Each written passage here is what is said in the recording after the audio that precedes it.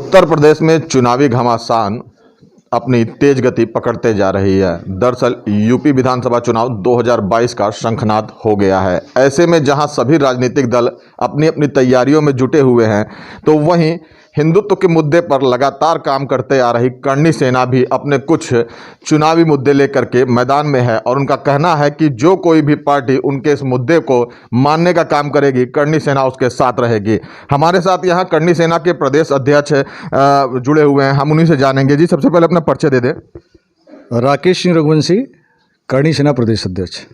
राकेश जी, अगर बात करें तो क्या कुछ मुद्दे लेकर के आप लोग आ रहे हैं? क्या आपके वो हैं कि जिसको लेकर के जो पार्टी आपके मुद्दों को मानेगी उसके साथ आप जाने का काम करेंगे? क्या कुछ वो विषय हैं?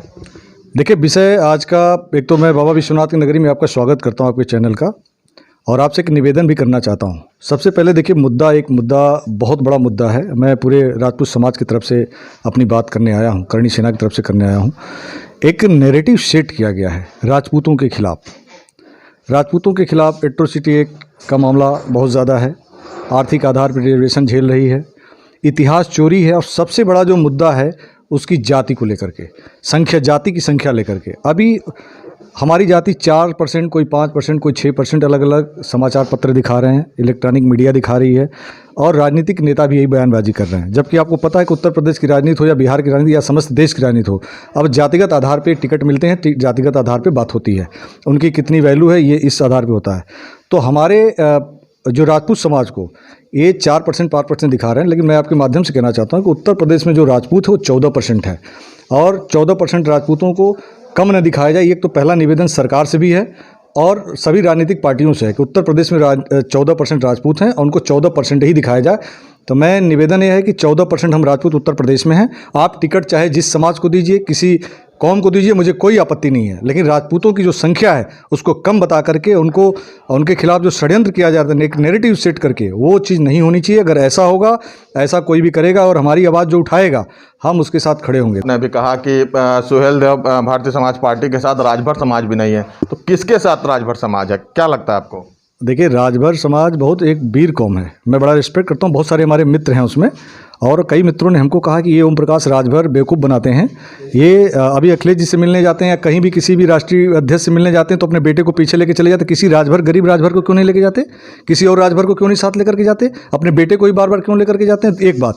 दूसरी बात, जिन मुगलों ने इस देश के ऊपर हमला किया, बहन बेटियों की इज्जत के साथ खिलवाड़ किया, यहाँ की संपदा को लूटा, यहाँ मंदिर को तोड़ा, गाय के साथ अत्याचार किया, यहाँ हमारे सनातन धर्म, हमारी मान सम्मान स्वाभिमान के साथ खिलवाड़ किया, उसी जो सैयद मोहम्मद गजनी का भांजा था मोहम्मद सैयद सलार गाजी, उसकी मजार पे जिस ओवैसी के साथ हैदराबाद तक के, हैदराबाद से वो आ करके बनारस में कार्यक्रम हुआ और सारे राजभर समाज और तमाम समाज के लोगों ने मिल करके उसका स्वागत किया।